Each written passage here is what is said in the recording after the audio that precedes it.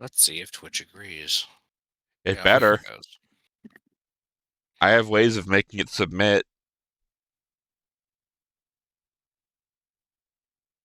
Oh man, Crowley whatever in Fortnite, I think.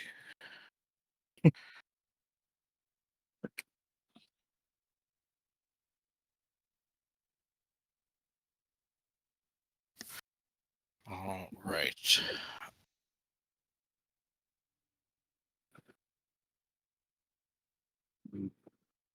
Okay, I heard me. Everybody sound off so I can do a quick sound test. Words from the booth in the back.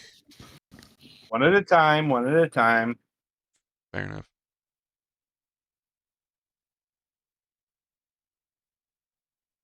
Jose? Yep, I'm here. Sorry.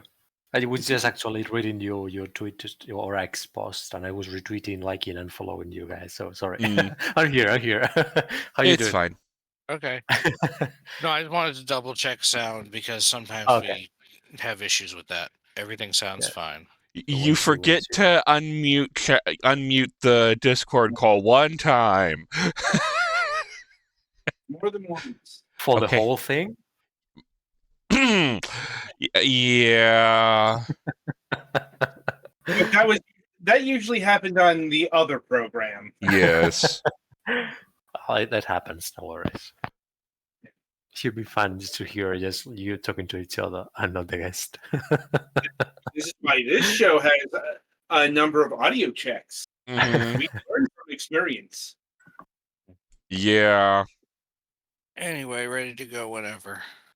All right, let's do it. Golux, do you have something for the top? Mm-hmm. Then you may count down when ready. We can begin in 5, 4, 3, 2, 1. Waiter, there's a fragment of silicon in my oatmeal.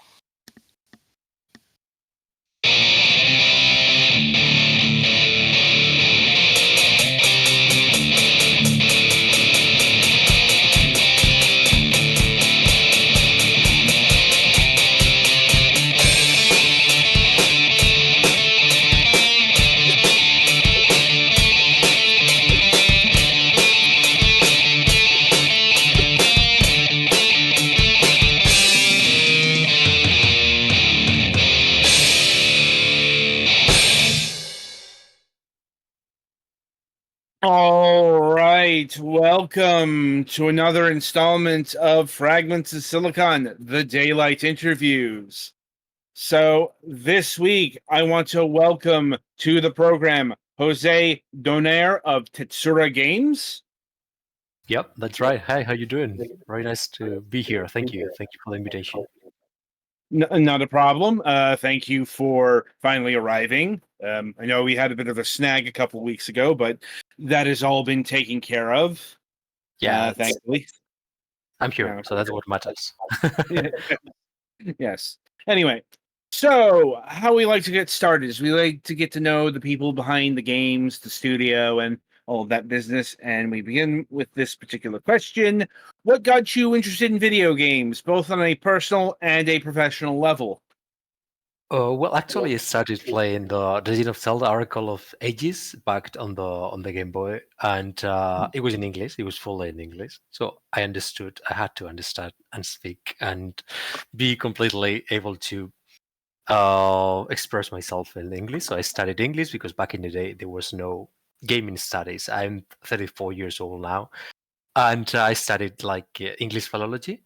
I started just playing Oracle of Ages. I had a dictionary by hand, so I was translating every single word because I had to beat the game. I loved the game. I fell in love with it, and that's it. I worked as an English teacher for a short while, and then I specialized in gaming, social media, communication, marketing in indie games mostly. And after that, my first experience was in Hub Hotel. You know Hub Hotel?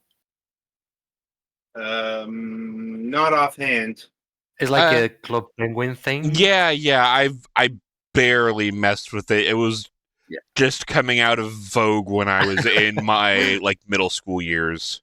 Yeah, so I was in charge of that basically, and then coordinating the community. I used to work really hard shifts, like not 24 hours, but 8 hours doing night shifts because they needed to be moderation and coordination overnight too, Yep. because the game was open like 24 hours, 7 days a week. So And it was the social aspects of it. It wasn't. exactly. You could Yeah, actually type to someone. It wasn't like kids' games where it was just exactly. block text. Yeah.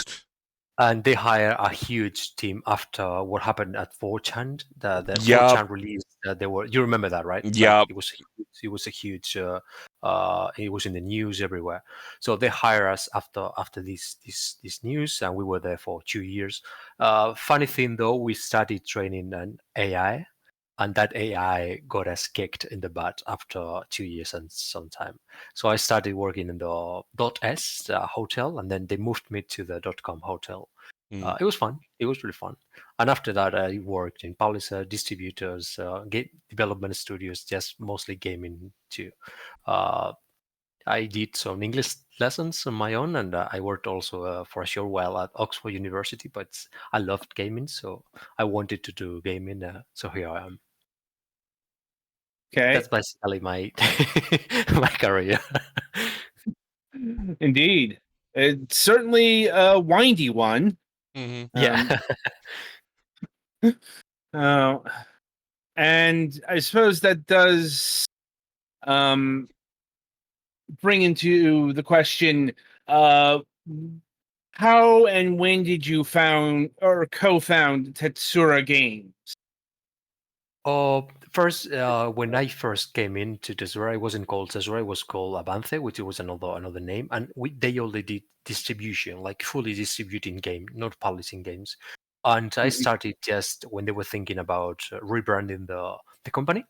I mean, changing, just forgetting about Avance and moving into Tesura, and taking into the physical publishing of games. So that's when I moved here. So I was in charge of the whole communication and about the rebranding, about the people forgetting about Avance, and now here we are at Tesura, and we are doing physical publishing as well. It was 5 years ago, a couple of weeks now. I started at the end of March in 2020. Then the pandemic came a couple of weeks after that. So like, yes. And yeah, it was 5 years ago now when I came into Tesura. Right.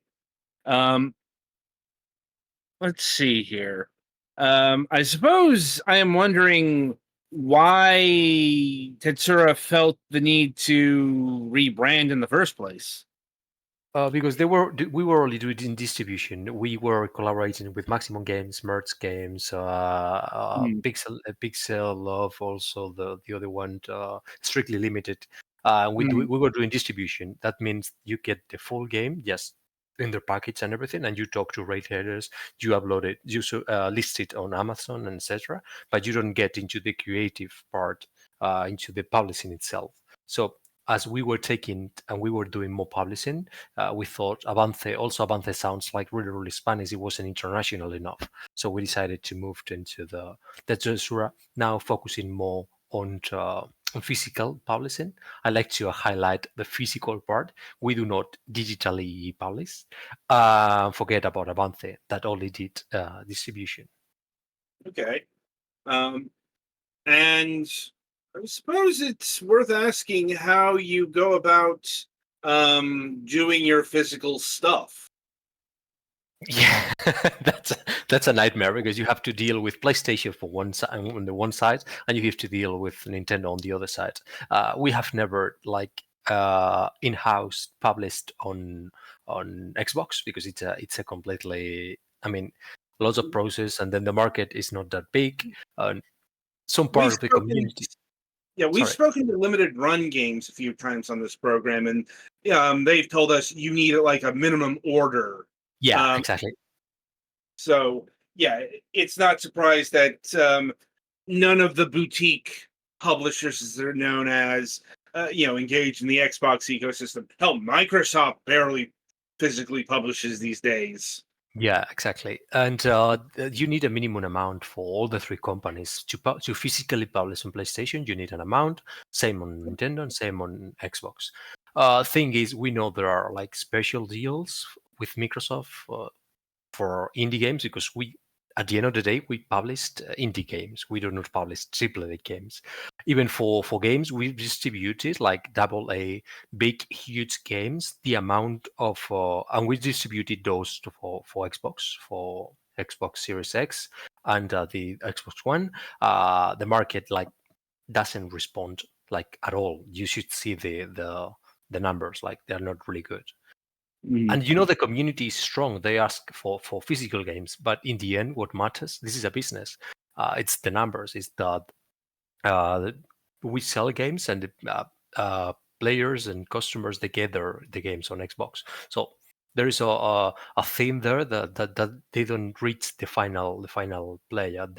I don't know. They're happy with Game Pass or whatever. They like to digitally own it, but physical games on Xbox, it's a nightmare to produce. And the numbers for us, like regular indie physical publishers, like you cannot even think about it.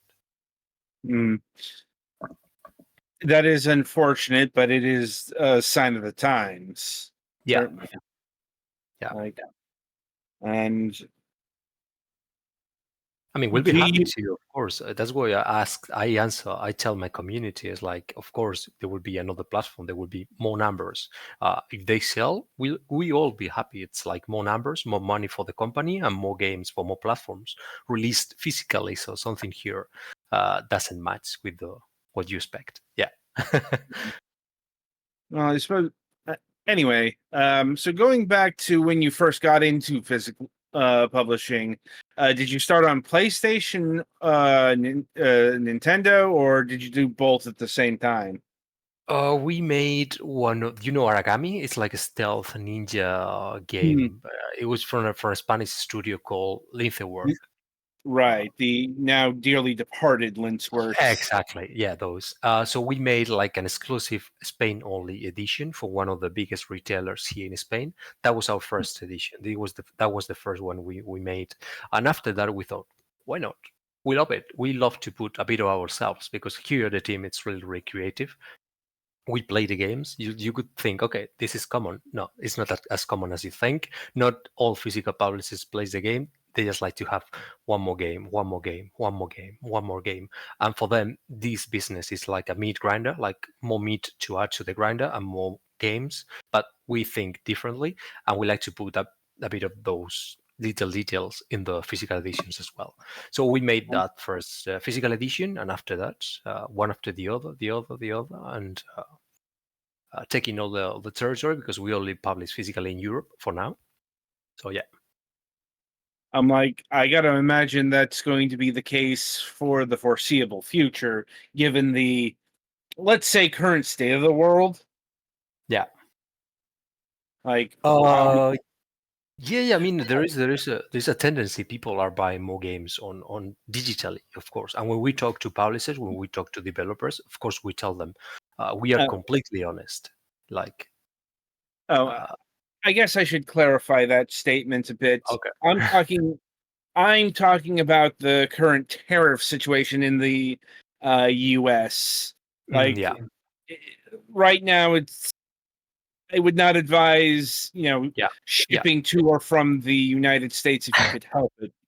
Actually, we were thinking about publishing our first ESRB, and we had to stop because all this chaos, you can imagine. Right. Like, I got to imagine that's a conversation that's being had in many places, not which is, some of the other European physical retailers like, Super Rare and, so on and so forth. And sadly, it is. What it happens in the US, of course, it affects Europe and the whole world. So we need to take it into account. Some of our partners, they do business in the States, and we have to move like games, samples, I don't know, promo units, stuff like that. And everything is changing like by the day. So you're gonna work. You're gonna have a consistency if you don't know what's gonna happen. Yes. Right now we've got one of the worst things you can have in business, and that is uncertainty. Yeah, exactly. Physical games, as you plus uncertainty plus physical games. So that's our business right Yeah. now. Hopefully, we'll get better. Yes. Anyway, putting that can of worms aside, what other games have you published physically up to this point? For last year, we had one of the. It was the winner of the Game Awards. The game won the, how was it called? Best Game for Impact in 2002, which is As Dusk Falls. I think that one is one of the biggest one we've ever published. Of Mm. course, the upcoming is like the Princess this year, but we started really small. Like we started doing like publishing physically, like small indie Spanish games only. We have not forgotten about that. Of course, we're still publishing indies, small indie physical games, but we take to a bit more broad market now with as we grow as well. Hmm. Makes sense. Now, do you still publish local indie games in the here and now? Yep. Our business makes like we take 60% of our physical games. I think they are from Spain or Latam or Portugal, France, so from around, not just Spain and the States as well. Now we're talking with a couple of studios from Japan, so it doesn't matter. I think we take a look at the game, know where the studio is from, and indie studios maybe they have one person here in Spain, the other person is in the US, the other person is in, I don't know, Japan or whatever. Right. I mean, yeah, a lot of remote work. Yeah. And virtual studios and all of that sorted business. Or solo devs. We work with solo devs as well. Yes. Oh. I'm like, and what's your evaluation process like? Like, what do you do to hunt down these games? What do you do to determine that it is a proper fit for Tetsura? So first of all, we at Tesura are only 5 people. 4 of us are pretty hard gamers. Our boss is a bit mm, more, is a bit older, so he doesn't play that much, but he likes games. He sees the potential of the game, so that's really important for us as well. So we try the games. We don't fully play them, of course, because that in the early stages of the negotiation is a bit difficult. But we all play the game and we see the advantages or disadvantages. So we have to discard some games that we don't see for physical. That happens a lot. For example, visual novels, they love PlayStation players, they love their visual novels. Nintendo Switch players, they love their visual novels. But physically, I'm thinking about Europe. We have here German, we have Italian, we have Spanish, we have French. Every country, they want the visual novels, for example, in their own languages. So that's complicated because visual novels, they take a lot of work, and you have to pay for that localization. So mostly we get it in English, and they're difficult to sell if they're only in English. We receive we always think and talk about the games, and we receive a lot of feedback from other studios. What works really well for us is we work with you and you talk to another studio. Okay, I like to. What don't you think about a physical edition? Okay, I've worked with Tesura. They work like this, like this, like this, like this. Why don't you give them a work? That works wonder for us. Like the mouth to mouth. I think it talked mouth to mouth business. And then we have a lot of social media. We are in 6 or 7 social media channels right now, I think. Yeah.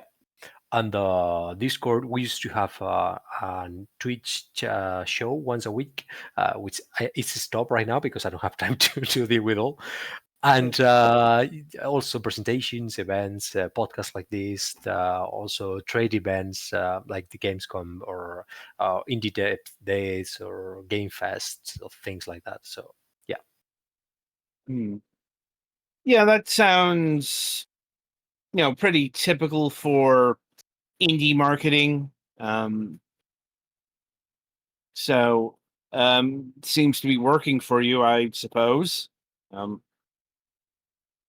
Yep. Mostly it's the mouth to mouth. I think they've worked with us, and they're talking to another studio. They see our work because our work, the final physical edition, of course, it talks really good about what we do, and yeah, they like that because what we do also is the completing card games as long as the game is ready. So the studios and the developers and the publishers, they have the games fully on the cartridge for Switch or on the CD for PlayStation 5, PlayStation 4. Hmm. And do you still publish on the PlayStation 4? No, not really. We stopped a year, more than a year ago. We stopped publishing because there was no demand actually. Uh, we got some complaints, but it's what it is. I mean, do you Yeah. remember when there was this PlayStation 5 shortage? Like there were not enough PlayStation 5. After that they released more PlayStation 5s, we stopped working for PlayStation 4. Couple of releases maybe for strongest games, but not really. Not really, not really. It's happening a bit right now with Nintendo Switch as well. So people are on hold. They're holding. They're saving their account, the money, sorry, for them to expend it on Nintendo Switch 2, uh, the console and the games. Right. I mean, that does make sense.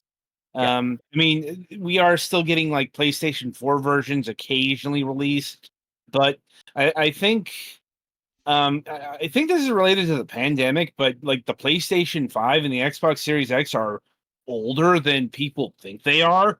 Yeah. Like, I think there might be other factors going on there. Well, you figure for the first 2 years of their existence, they were basically unobtainium. Not just that, but it's also there's really no other way to say this. There's not a lot of compelling PlayStation 5 software. Like, Mhm. you know, that has to do with the fact that games take at least in the AAA space take so long to make. Yeah. Right. But there's less reason to actually own those consoles now more than ever. But that is probably getting off track here. No, but you know what the funny thing is? You release a physical game for PlayStation 4, or the market doesn't want it. I mean, people don't buy games on PlayStation 4 right now, even though No. it's the latest AAA. They don't care. They just want the game, and it's pretty much the same. The box is exactly the same. The case for PlayStation 4 and PlayStation 5 games is exactly the same. What it changed is the inlay, like the paper within the Yeah. the case. So A lot of it's people silly. aren't realizing that the PS5 can run PS4 code. Like, Exactly.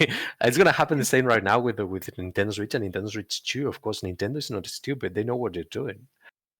Nintendo's a bit more guarded about that than both either PlayStation or Xbox. Like, Xbox, when they were doing the cross-platform, cross-generation thing, buy it on Xbox Series X, Xbox One. If you get a PlayStation 5 game, you also have the PlayStation 4 version. Mhm. The Nintendo Switch, at least from Nintendo, there's actually a paid upgrade. well, it should be mentioned some, at least PlayStation games were also paid upgrades. Like Horizon is like $10 Yeah. for the upgraded version. Right. Yeah. And some of them they Um, were also free, so it's pretty Yeah. much the same case. Yeah. The thing we don't know from Nintendo right now is third parties. Like Mm. we don't know if if you buy the Nintendo Switch 2 version of game, you're going to get the Nintendo Switch 1. That's actually something that hasn't come up yet. Yeah. I'd imagine it'll if it's not brought up pre-launch, it's something that's going to be addressed post-launch. Mhm. Yeah. Because I think that would. Yeah, sorry. yeah. I suppose this is also a good point to ask. Does your outfit have any plans for the Nintendo Switch 2 right now? We do right now, but they're not public yet. Fair But enough. we do. We do. We of course do, because the Nintendo Switch has been on hold for so long that we need new materials. But you know what happens with these things? Like, you first get the AAA, then you get the AA, and then the indie. So we're the latest of the last. I mean, like the latest ones. It's gonna be us. But we know a couple of things. Yeah. Yeah. Well, it depends. Like there are those who have already gotten their Nintendo Switch 2 development kits, but they right now it's those selected by Nintendo, like Supergiant Games. Yeah. They're going to be there, or Toby Fox. Because the first game that can make it to the new system, they're going to sell the most. That's where we all are also eager to get into the dev kit and the physical Nintendo Switch 2 games and everything. Happens the same with every single platform, every single hardware ever. So yeah, right, and it's also it is the dawning of a new eShop, though. How new it's going to be is still a bit of an open question. Like, if we're still going to have Nintendo Switch 1 software be selectable on that, that means the eShop is still going to be clogged with a lot of AI-powered junk. I hope not. It looks like a mobile store right now. It really does. It is. It is. I know. I'm like, but only time will tell on that front. Anyway, I did want to switch tracks a bit and actually talk about your physical editions, because I don't think we have actually quantified what that means right now. And it's like when you put out a physical edition, you put out a game on a disc or a card, correct? That's right. Yeah. All right.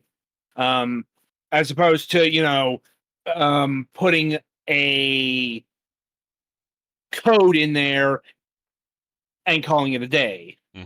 Exactly. That's totally against that. You'll never see a game published by Tesura Games with a code, because that's not what we are. Right. We're moving in the completely exactly opposite direction. So that's not us. And to tie this back to the Nintendo Switch 2, does that mean you will forgo using the Nintendo key cards? Hopefully so. What happens here? I'm saying hopefully. What if we get 1,000 gigas game? What do we do?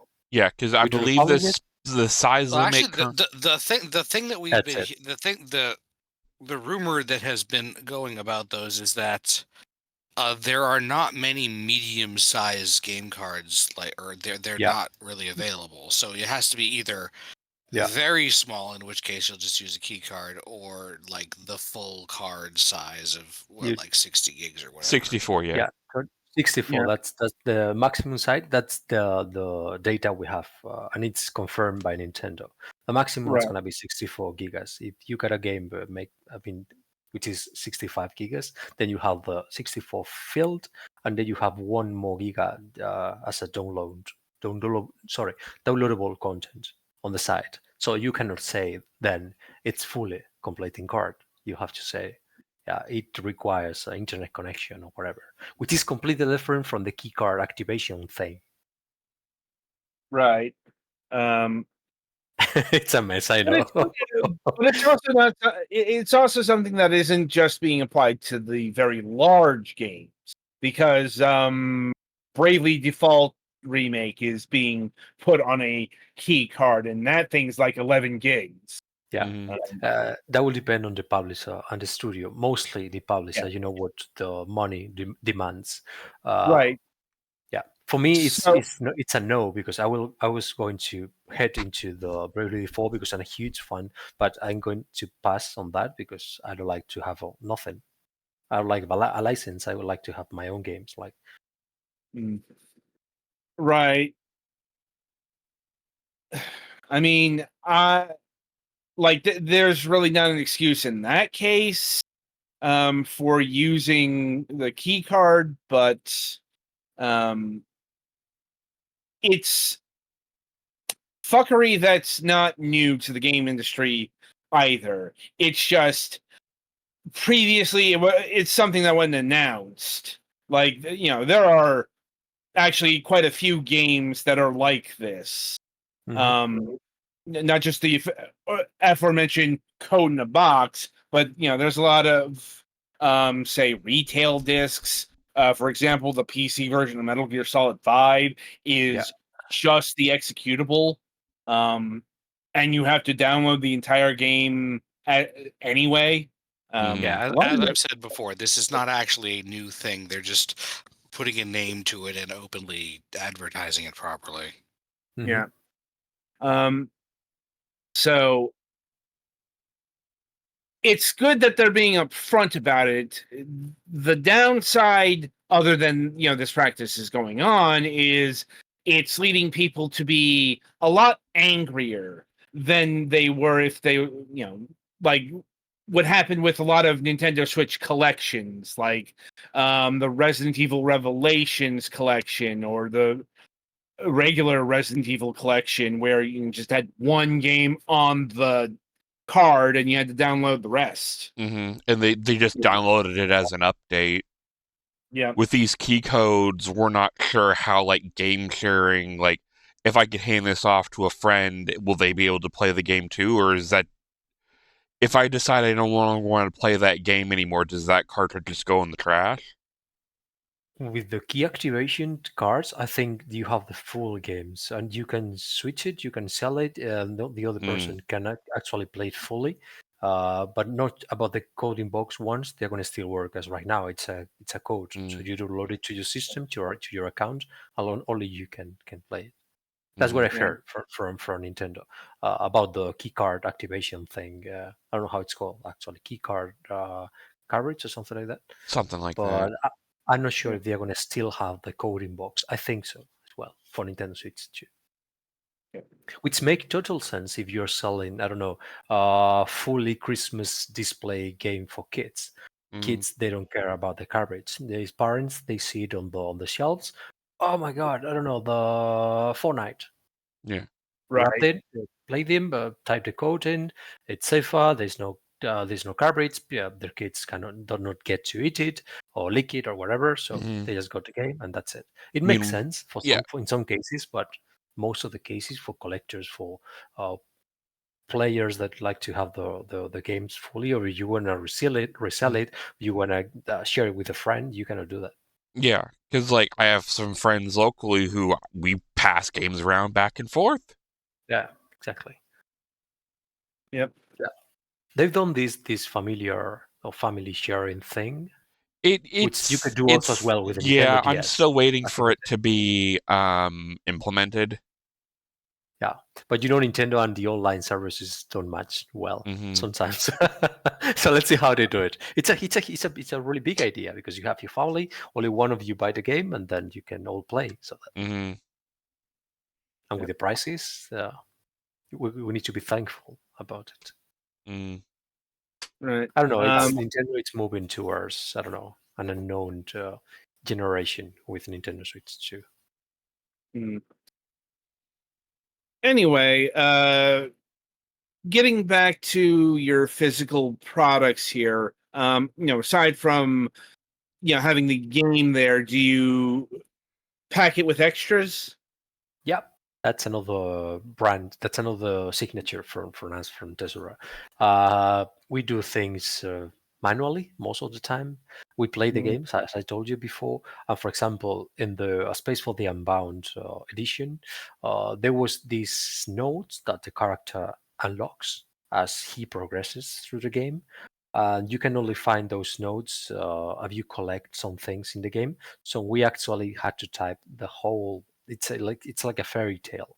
So we had to type the whole fairy tale, and we design it into an actual book, and we add it to the standard edition and the collector's editions. And also the character, he uses a yellow flower to get into the minds of another players around him. Sorry. And we made that flower into a brooch, and we make it real and put it also, add it to the physical edition. That's the way we like to work.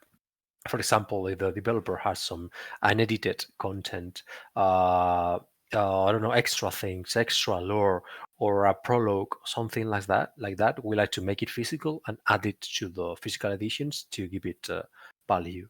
Right now, with I don't know, I remember the game. We announced it. Let me take a look. A couple of days ago.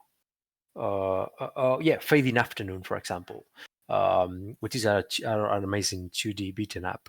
The Nintendo Switch digital version, it's censored.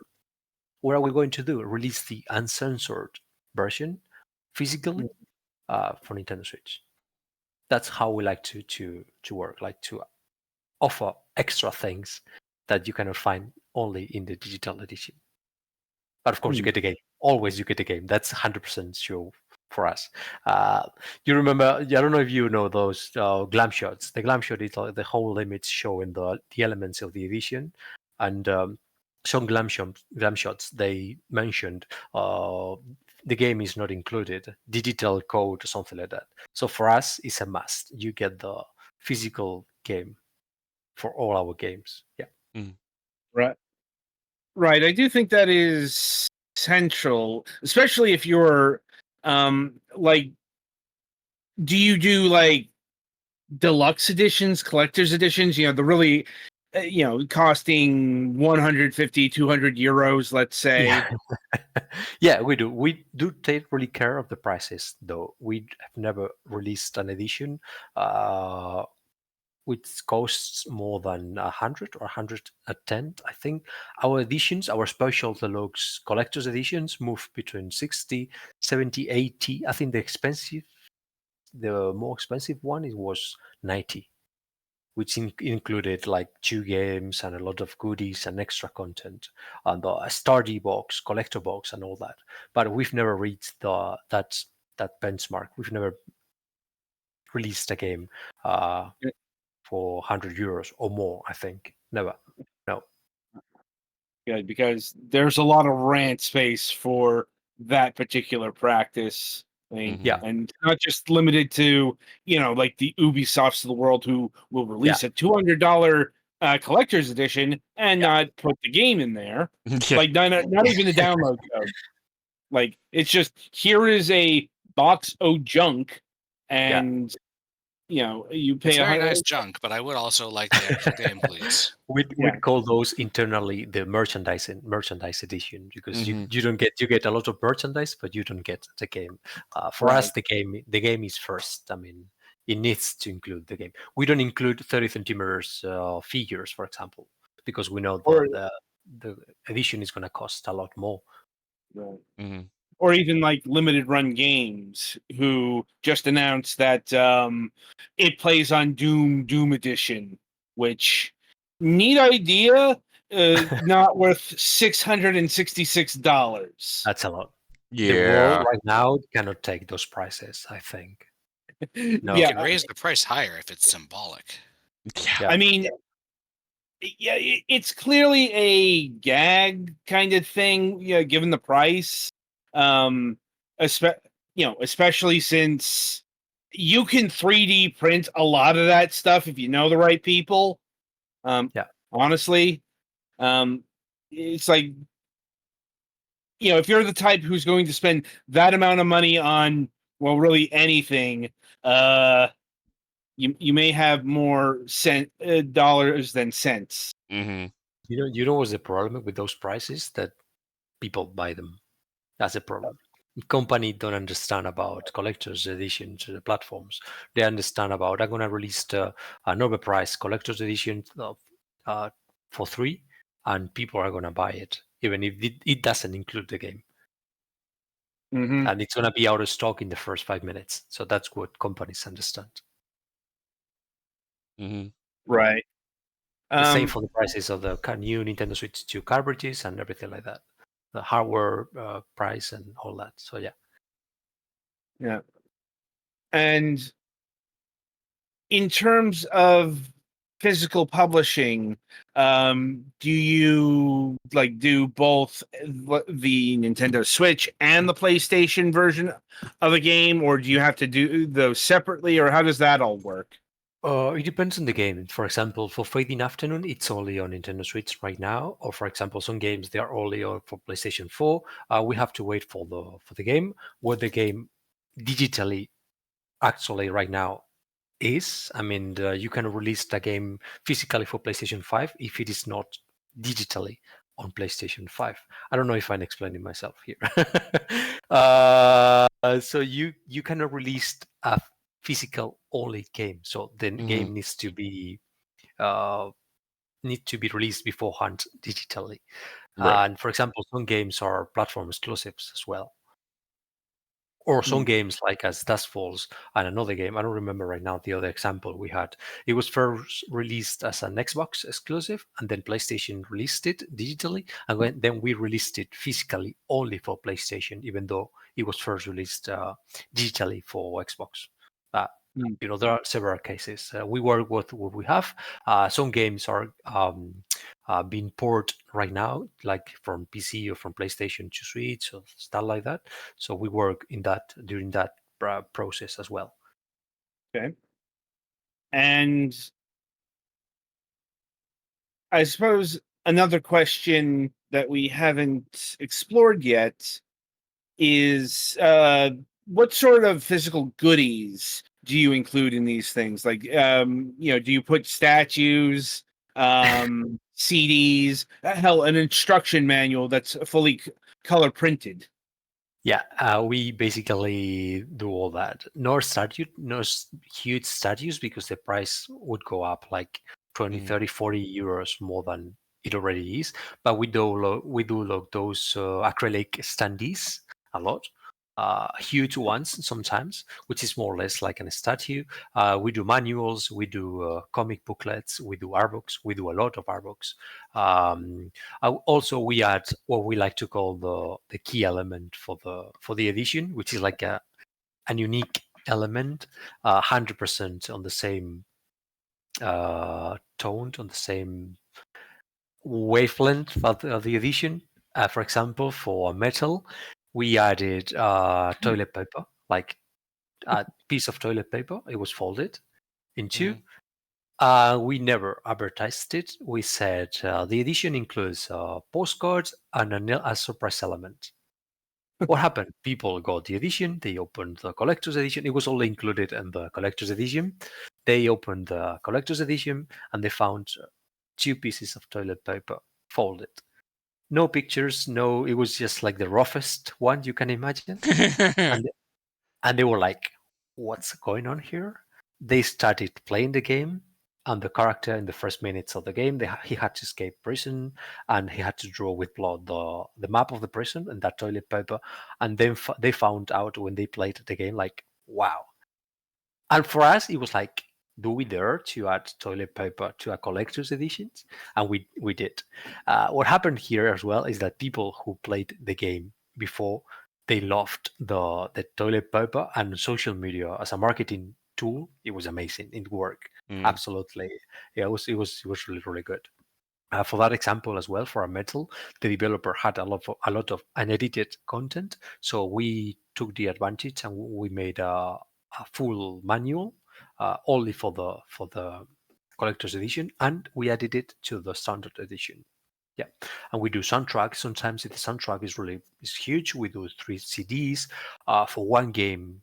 The music was really important, and we added CD vinyl, like one of those huge CDs. It was like it was a CD. It was a CD, but it had like the vinyl effect, so you could actually scratch it. But it was a CD. The CD player played the CD. It was a really good, a really nice effect. For example, for Lisa, right now we're having a double pin. It's a diorama and it's a pin. So you have the two main characters because the physical edition includes the two games. So we're working on a figure. It's a figure and it's a diorama all together. So we like to go the extra mile with that because we like games as well. So and we know the prices right now. Video games are a luxury. Not everybody can afford video game today, even a standard edition. So we like to put 100% of ourselves and the developers into the things we make, the physical editions we make. And For example, sorry, just one last addition. For example, for Baby Ghost Stories, we made an actual theater diorama for the collector's edition. So yeah, so we like to work that hard in the editions we publish. Okay. Galax, you're about to say something? I was just gonna say, I'm sorry to interrupt, but I do have to get to work, so I will talk to you All guys right. later. It was good talking to you, Jose. Very nice talking to you too, Alex. Nice to meet you as well. All right.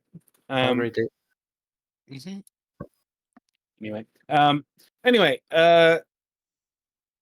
so another aspect that we've touched upon, but I don't think we've gotten into detail with, is localization. Especially since you are in Europe, it is worth asking, what is your official localization languages? It's English, 100%. Just English? Yeah, but we need to be really careful with the countries we distribute our games. Why? Because Italy, they like 2 games in Italian. France, they like to game their games in French. The most languages, the best, but sometimes it's not the case. We publish here in Europe the Sword and Fairy. You know the franchise? It's like a Chinese Final Fantasy franchise. Okay. Yep. So it was published here in Europe, and we published it. We firstly published it here in Europe only in English. It was in English, Japanese, and Chinese, I think. It worked really well. But what happened? Like players from France, they wanted it in French. Players from Italy, they wanted it in Italian. Players from Spain, they wanted it in Spanish, and it's a JRPG.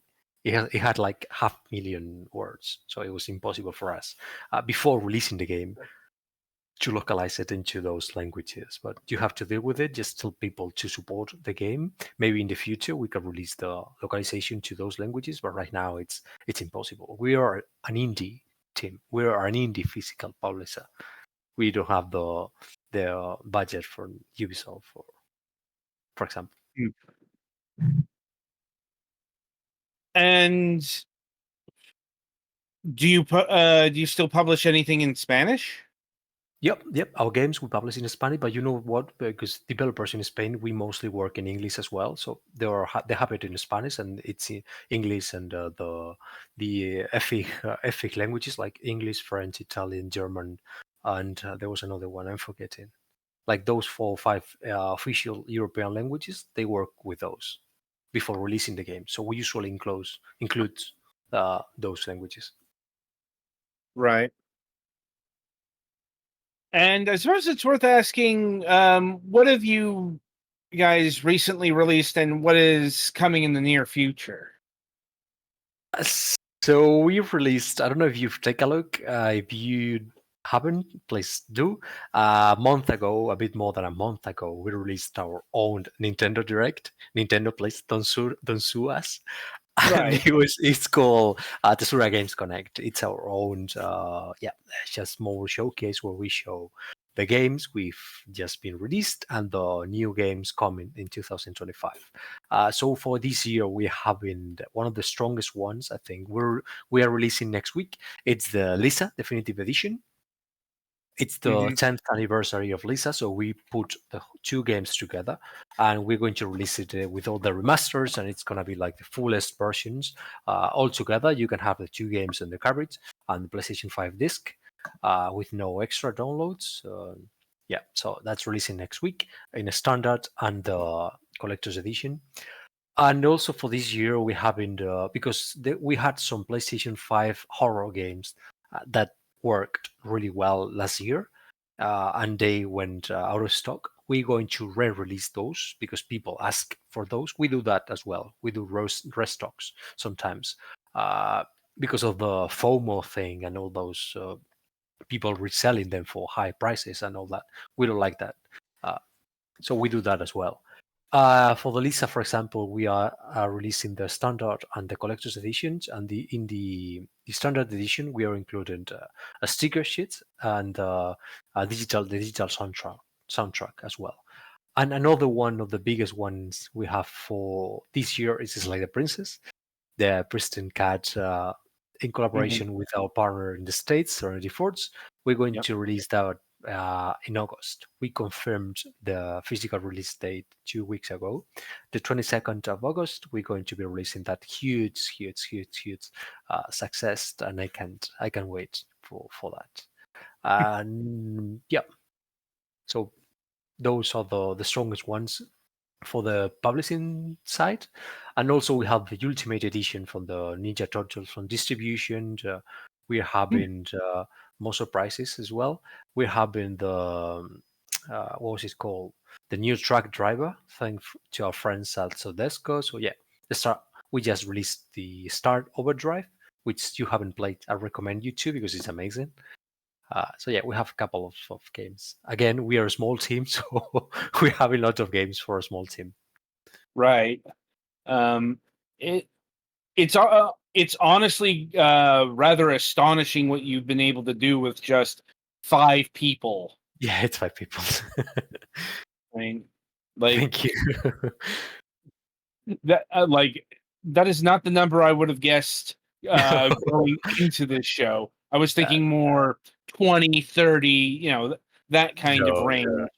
Sometimes we look back and at the games we've released, and it was like, wow, how can we do that? Like, only five people. And I'm my own boss, because I'm the boss of my own department, and my colleague is the boss on their own department. So we just work. I don't know if you say it transversally, horizontally, like all together.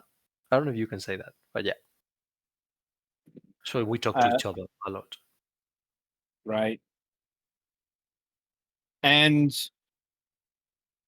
I suppose a question that we haven't asked yet is, have you ever looked into doing this for the PC gaming space? Yeah, but you know what? There is no market for physical PC gamers, because nowadays PCs don't have a reader, physical reader. So yeah, we do release some games for PC, but those are 100% with code in a box. Right, Just as a merchandise edition. So you get the game, but it's just an empty case with a paper. Yeah, like as you mentioned, I'm trying to think if they make optical drives at all. I'd imagine that that's still a thing somewhere, but yeah. But physical know, PC has evolved into those merchandise editions, I think. Like, it's been a good 10 years since I last used an optical drive on PC. Yeah, I'll put it that way. But you know what? Same for the original soundtracks, and people still ask for the CDs. They don't like to have a digital code. They want the CDs. Who owns the CD player nowadays? Like, no one. Like, not even the new consoles, I think, play the CDs. Yeah, like, you can't even put a CD in a PS5 or Xbox. Exactly. It just looks at you and be like, the hell? Yeah. Go stream this on Spotify. What are you doing? Yeah. But I don't know why. One of the most asked things for us to include into the collector's editions is the soundtrack. CD soundtrack, always, all the time. I could probably answer that question with, that's probably where the collector's market, such as it is on PC, exists. I.e., the people who are part of, say, the Big Box Club on Facebook. That is a real Facebook group. It's like people who grew up with the physical stuff and still like the physical stuff. They think about ownership from a different perspective. I think for me, if I don't have it, even if I don't use it physically, it's not mine. Ownership of PC software has always been a different kettle of fish, even back in like the 90s. Like, to put it simply, since we don't have all that much time left, there's a reason why rental shops over here never allowed PC games to happen, because it was so easy to copy those things. Oh, yeah. So, I get it. Anyway, let's see. I suppose my final question is, have you ever looked into development of any sort? Like, going back to limited run games, or super rare games with their original label. Actually publishing a game wholesale, not just physically. Honestly, we have thought about it, but we are a small team. We do the things like really good. We all have our own roles, like that's interiorized. Like we all know how to do things, and we do it really good. So we are afraid that if we include this digital thing, we need to add one more person to the team, and we will need to open this new digital brand. But we thought about it, but we want to do it as we do physical now. We want to do it slowly, but surely, and we cannot lose the soul of Tesura because we are adding digital thing. I think some of the competition here in Spain, they have done it, but they're like running without a destination, without a goal. So for us, we need to think what we are, and maybe in the future, add that new digital publishing as well. Yeah. Right. Makes sense. Especially since, as you mentioned, you are a team of 5. Yeah. We've thought about it. We've tried a couple of times before. We've released a couple of really small indie games, but we need more people to do that. Yeah. And also we are really comfortable with our physical niche that would need a lot of extra work. Mm-hmm. And the competition digitally, it's like insane. It's the jungle. It's a jungle. The digital, it's a jungle. As we talked before about the eShop, don't get into Steam, don't get into Epic, don't get into the GOG.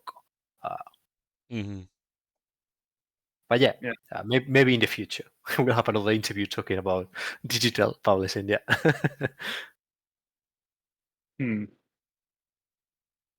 Right. So I suppose I've asked my series of questions. Petty, do you have anything further? No, I think all mine have been asked. All right, then. Jose, I want to thank you for being on the program and talking us here today about the business of distributing physical games in the world of today. Thank you. Hopefully things will continue to go well for you, and maybe we'll have you back on the program when the Switch 2 comes, let's say closer into focus for indie devs that aren't on Nintendo's favored list. As soon as we hear from them, I'll let you know, because it's taking time. Actually, I got an invitation the other day because they want to invite press and developers and publishers to try the console next week, next week on the 6th of May. So I can tell you by then. Okay. Thank you for your time, and thank you for letting me introduce a bit more about Tesura. Sure. Anyway, so I suppose we'll close out. Where can people find your games? So all social media channels, tesuragames.com, and we have our own store as well. It's an online store, and we ship worldwide. You have all the information there. And if you have any questions, any doubts, all our social medias at Tesura Games, and you can find us there. We are on Twitter, X, sorry, Blue Sky, Instagram, Facebook, LinkedIn, YouTube, and Twitch. All right, then. So, yeah, that'll about do it for this installment of Fragments of Silicon. Be sure to tune in for the Sunday reviews. And until then, I shall wish you good gaming.